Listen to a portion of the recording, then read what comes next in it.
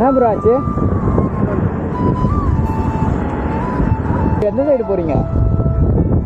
சரி வாங்க போகலாம். எவ்வளோ தூரம் தள்ளிட்டு வரீங்க?